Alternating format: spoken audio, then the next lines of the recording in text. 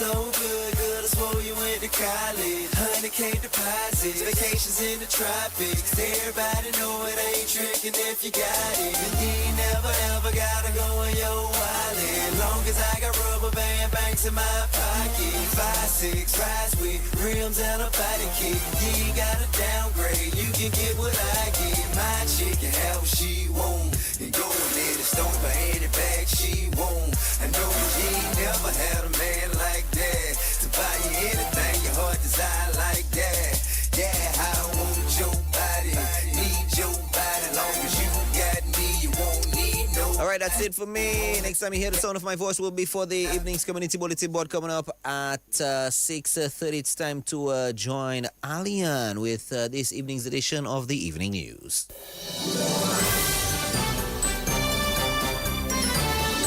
Fair and balanced, unbiased and clear, concise and accurate. This is the DBS Evening News. Here now is your presenter with the headlines. Good evening and welcome to the DBS Evening News. My name is Alian Christopher.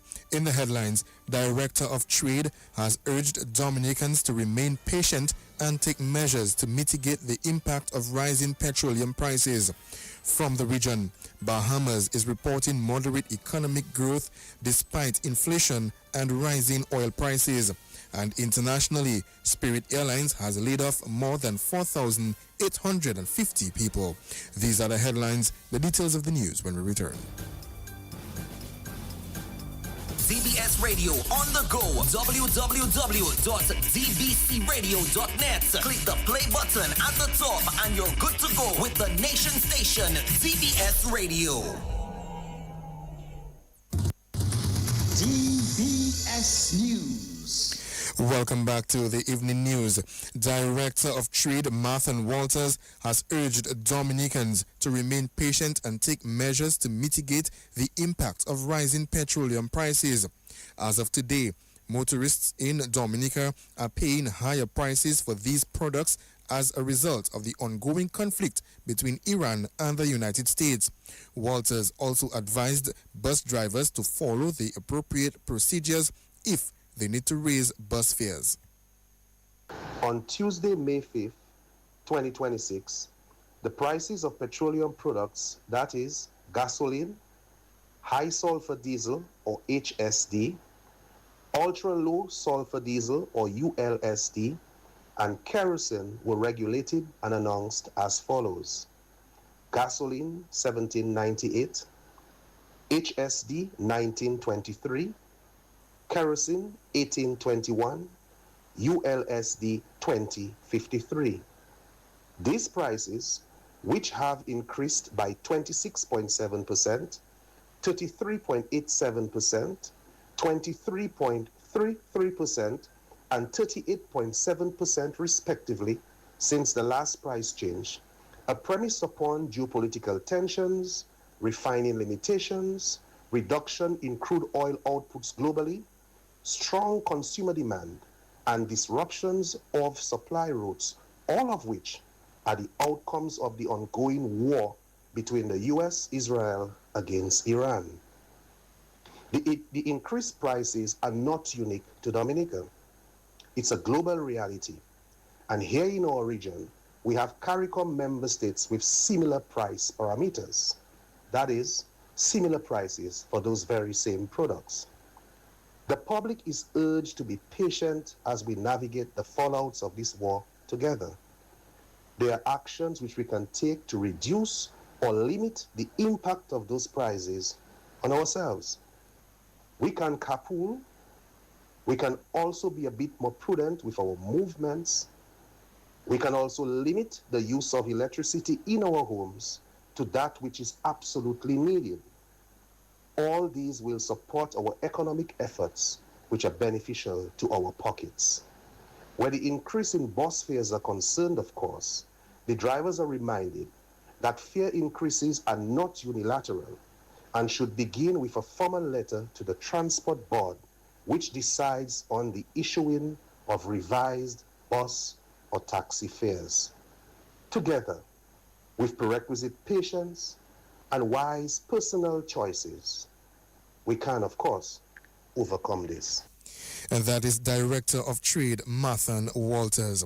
In other news, Dominicans are being advised that the first tropical wave, which is expected to pass south of Dominica, will not have a direct impact on the island. As of today, May 5th, this tropical wave has moved off the coast of Africa. However, it is not anticipated to develop into a tropical cyclone in the immediate future. Director of the Met Service, Marshall Alexander, made this statement on the Disaster and You program on DBS Radio this morning. In terms of that tropical wave that we have approaching us, today's Tuesday, and we're expecting that wave to pass to the south of us between today and tomorrow. So that would probably affect islands like Trinidad and Tobago and so on. So that's the first tropical wave and expected to pass across the islands to the extreme south of us. Bringing a bit of showers, but no development is expected from that system. Continue to monitor and provide updates as to anything that is developing in the Atlantic. Anything developing in the Atlantic, we'll continue to update the public on that. So just to advise the public to continue to take information, which is the Dominican Med Service. You can go to our website, weather.gov.dm. We also have a Facebook page. You can go to Dominica Met. We also have Instagram, Dominica Met, and we also have a WhatsApp channel so where you can get information. Director of the Met Service, Marshall Alexander. Deputy Director of the Dominica Social Security, Augustus Etienne, has raised concerns about the decline in contributions from local employees who have moved into the informal work sector. Etienne says this has had a negative impact on the social security system.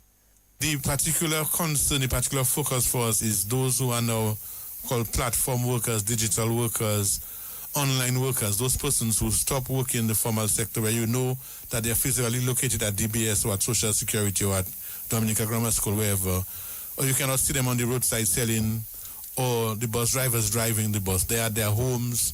Maybe they might even be in the park with their laptop and they're working and they're getting their payments from overseas directly to a bank account.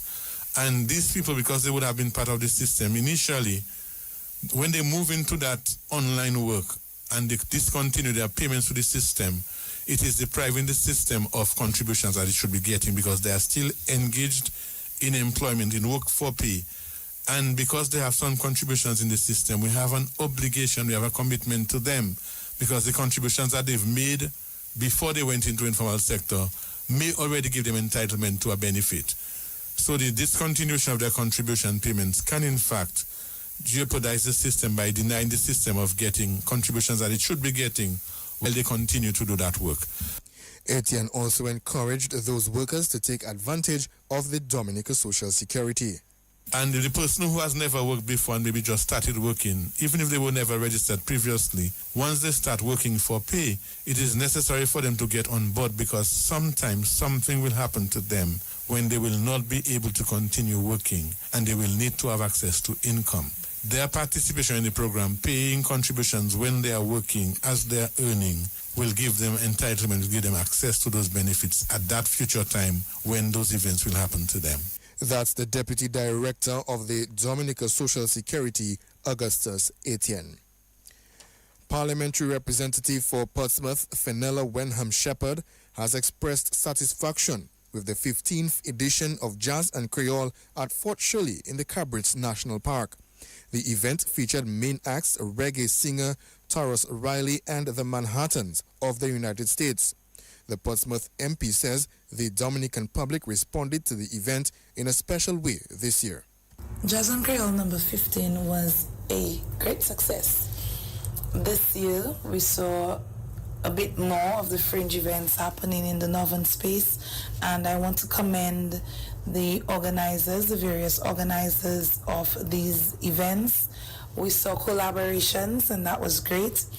This year we had the growth of the Breakfast Village. It extended by a full day, and the activities went on into the evening. A lot of people mentioned that, and of course there was lots of food, lots of things to do as well, so that was good. And we see the incorporation of other aspects, not just the jazz music or just, the party, but we saw the inclusion of the boat rides, the Cabrits area, the drive along the route to the Jazz in Paradise, event. That too was really good with the French band coming out there.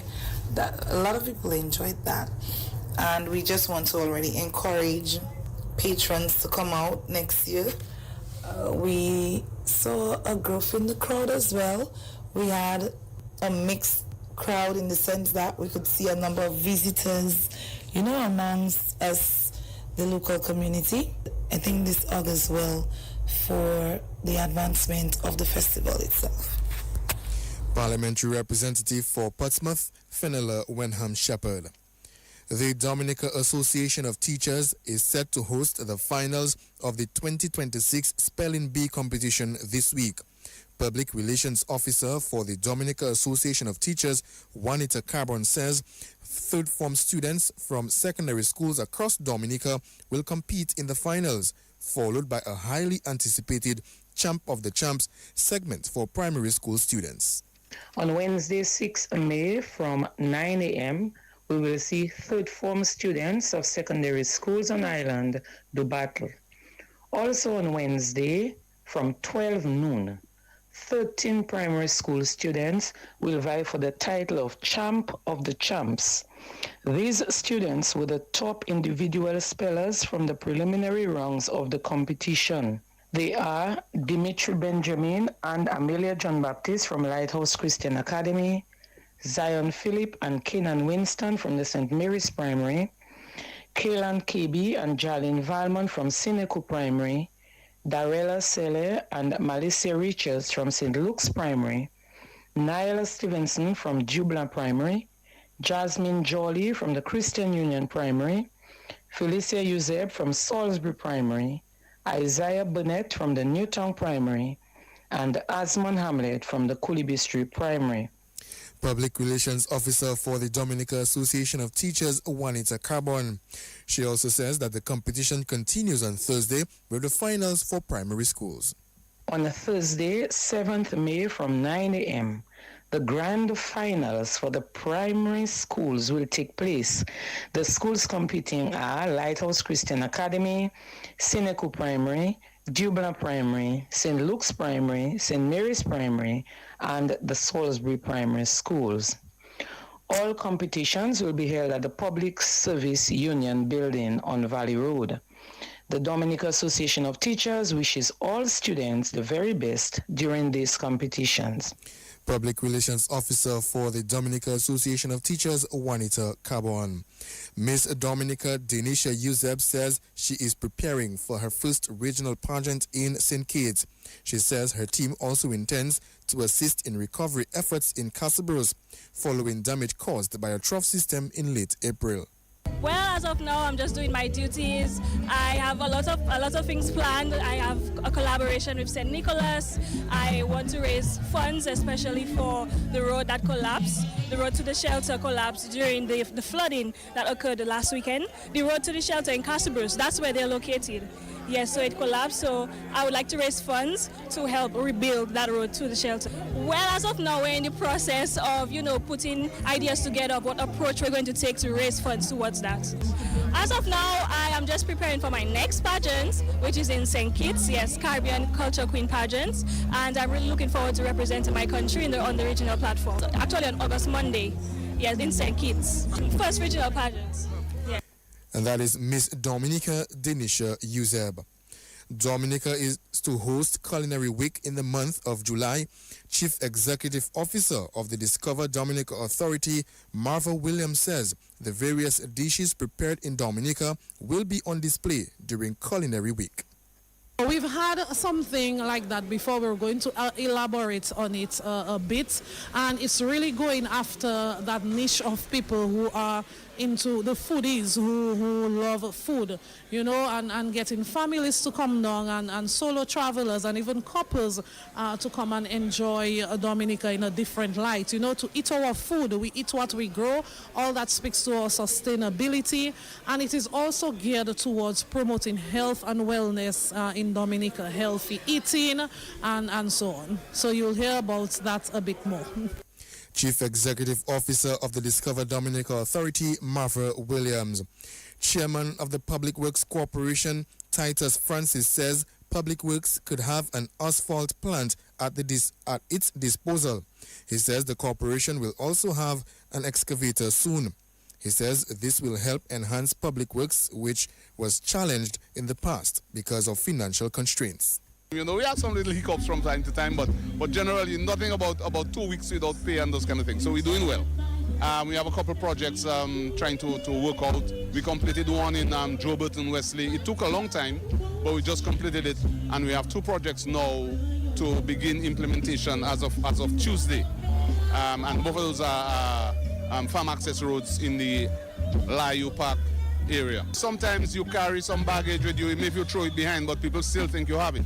And I think one of our biggest challenges is getting people to come and work at Public Works. The first thing, you approach competent people you think who have skills that you need, and they'll tell you, boy, me, I not coming and work Public Works, boy.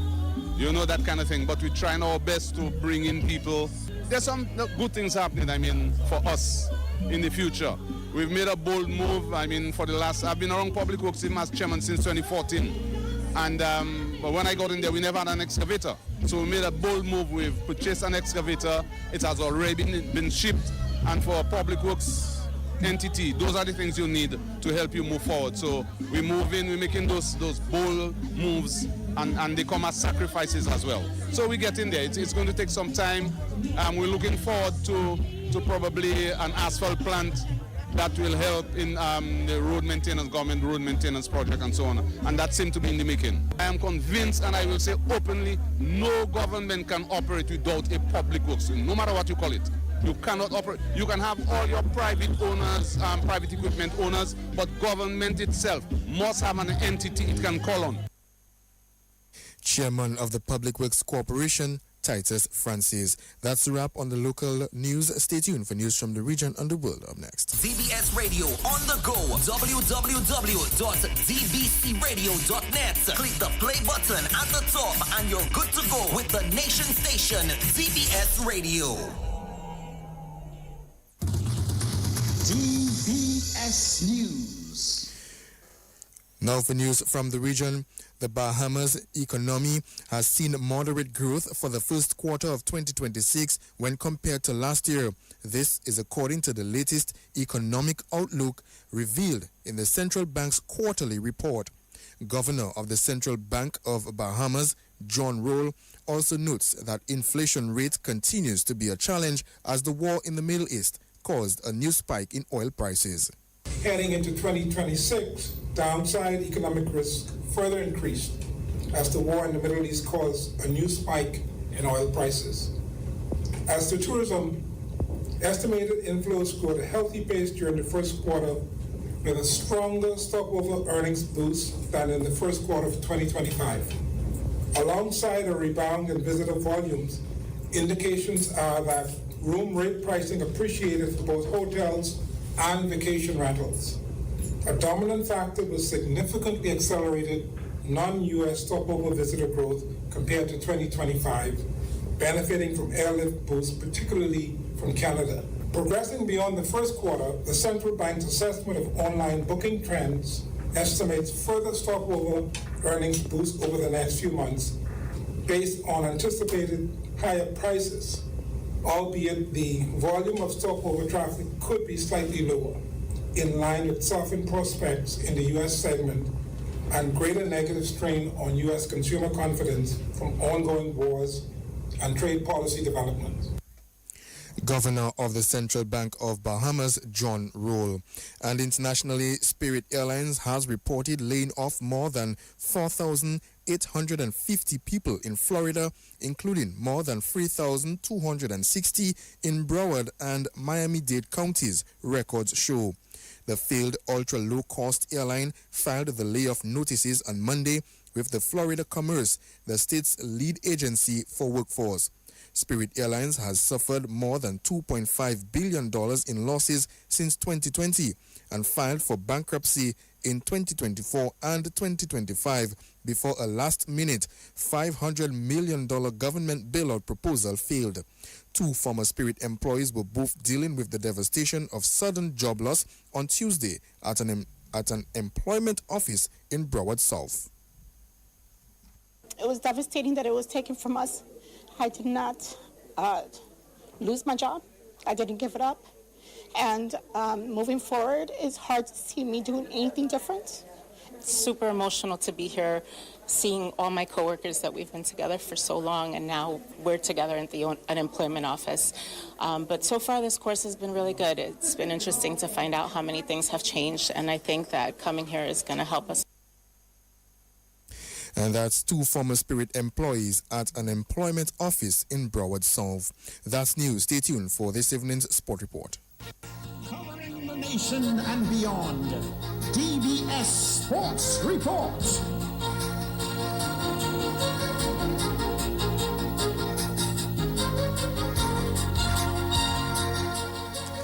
Welcome to this evening's Sport Report. First up, that's Windward Island Volcanoes batsman Stephen Pascal and West Indies under-19 player Arsenio Fontaine are among a number of players selected to represent Dominica as the Dominica A team takes on a visiting Barbados A team in a series of matches starting Wednesday at the Benjamins Park.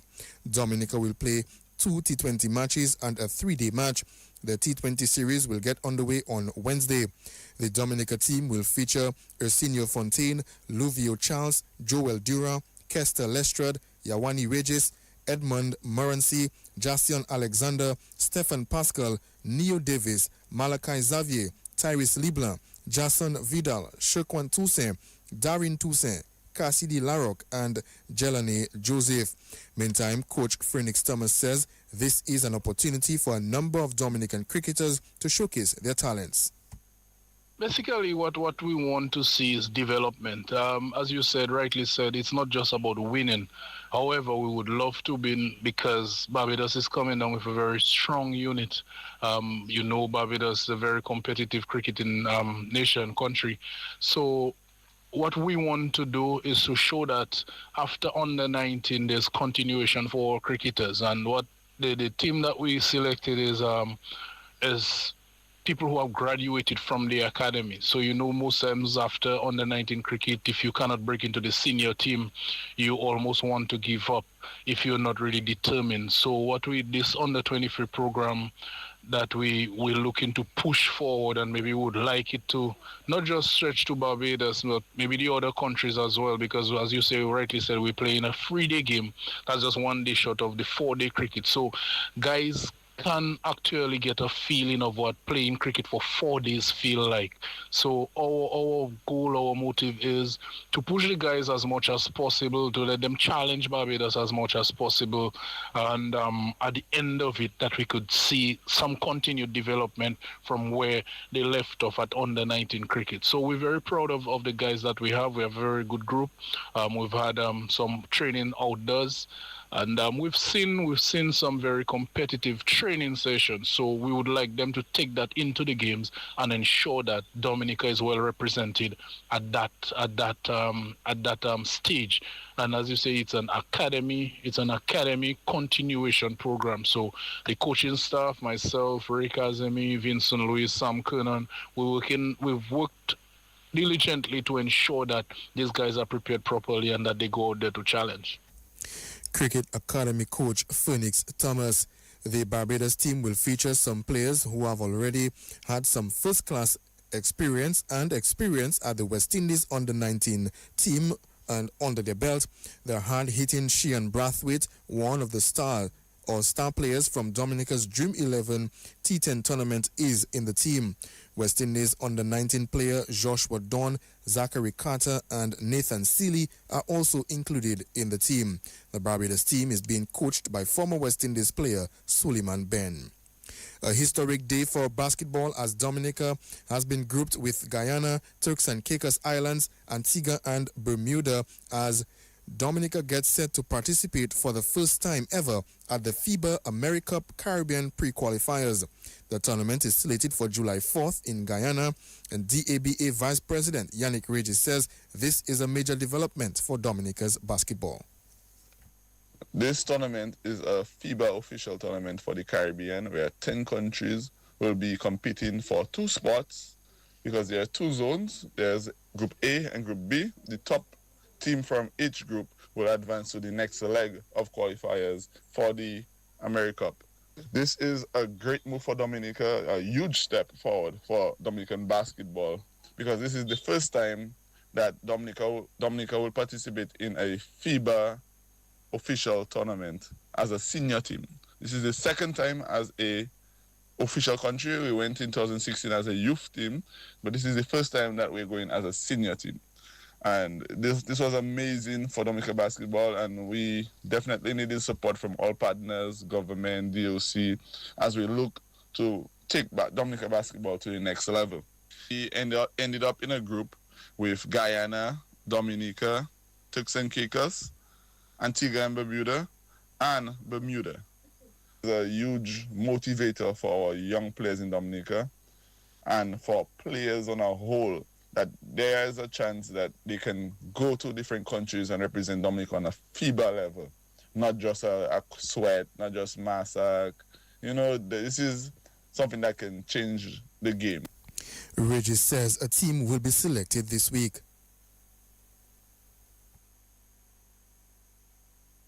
Because the tournament will be held in Guyana from the 4th of July to the 12th, selection will be done between late this week to early next week. Time is against us in terms of preparation, so we have to act quickly. We can't wait where it's a long extended period. No, training has to be started next week, and we are prepared for that, and we're going to get the teams ready. We're going to select between 20 to 30 players and then shortlist it after that.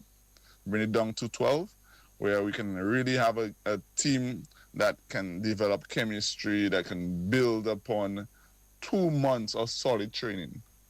And we're excited about that. We have a coaching staff that we are preparing right now, and hopefully we can get things going and represent Dominica to the best of our capabilities. DABA Vice President Yannick Regis. Minister for Youth, Sports and Community Development Greta Roberts says the long-awaited installation of lights at Windsor Park is nearing completion, marking a significant step forward for sports development in Dominica. Speaking on site as the final light was being installed, Roberts expressed excitement and relief that the project has reached this stage, noting that the erection of all lighting poles represents a major milestone. Well, I am elated, I am excited, I am very, very happy that this long-awaited project is now completed in a sense. We have laid the final pole up, and I think this was what I was waiting for. It was a promise that we made to the Dominican public that we would light up the stadium. This is something we got a lot of critics for, because everybody wanted to see it so quickly, so fast. But today I can say that I am so happy that finally all poles are up, all lights are up, and then we are going to see change, growth and development for sports in Dominica through these lightings that are placed in the stadium. The minister also adds that she looks forward to many events happening at the stadium because of the lighting project. Oh yes, that's what we are all looking forward to. I think this is the best lighting systems we have throughout the Caribbean. But of course, I think most Dominicans, including myself, we are looking forward to having night games held in Dominica. Most people have been wondering what is happening with cricket. Why can't we have night games? Well, no, we can, because according to the contractor, these lights have the power to turn night into day.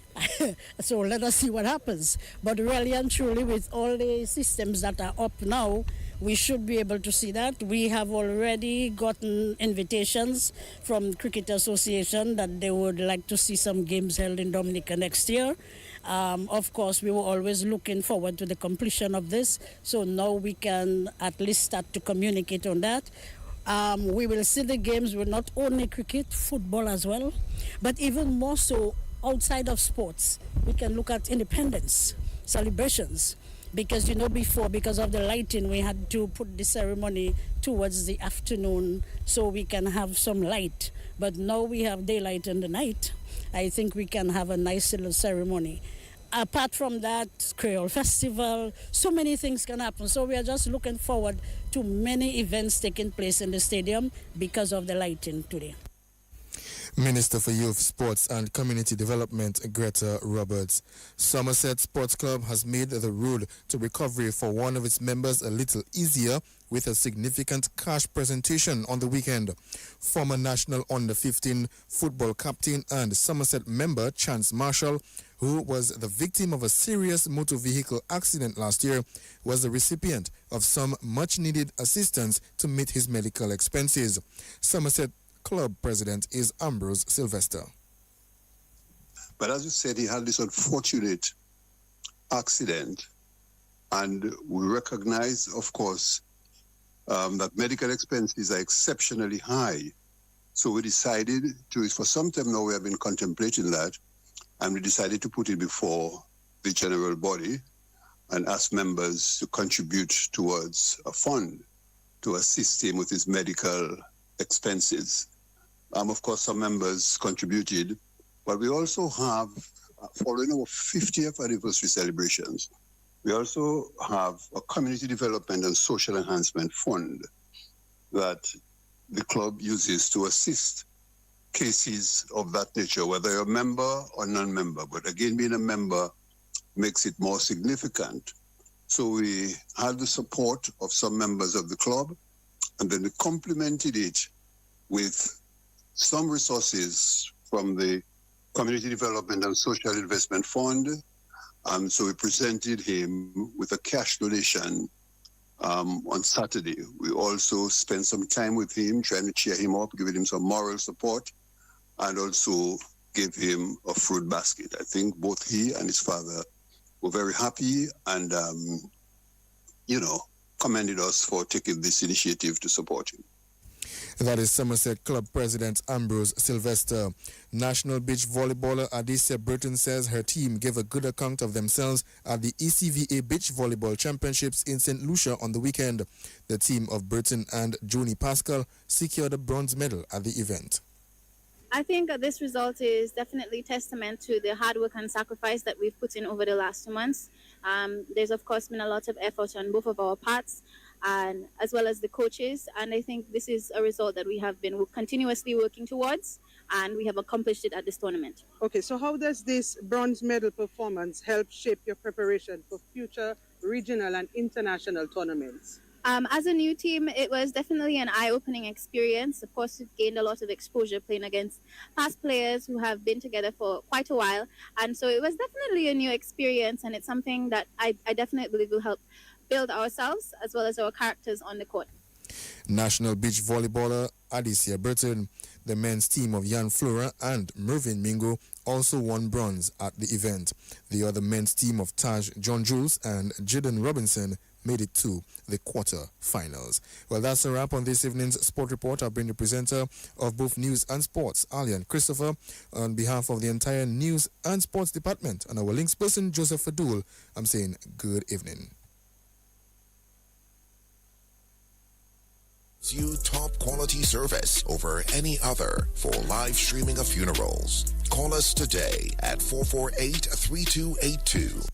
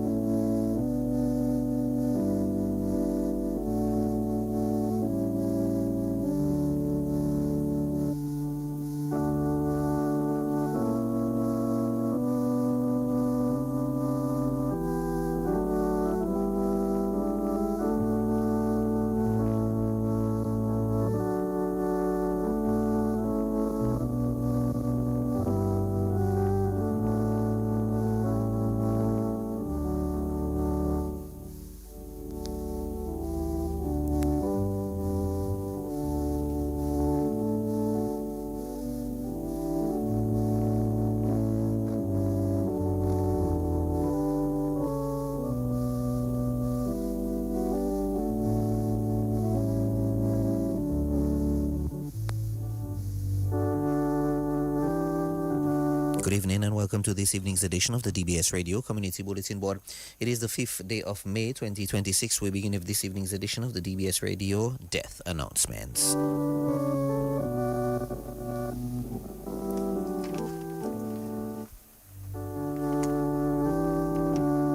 We announce the death of Veronique Vernice Robin, better known as Nurse Robin, age 97, of Marigot, who resided at Goodwill.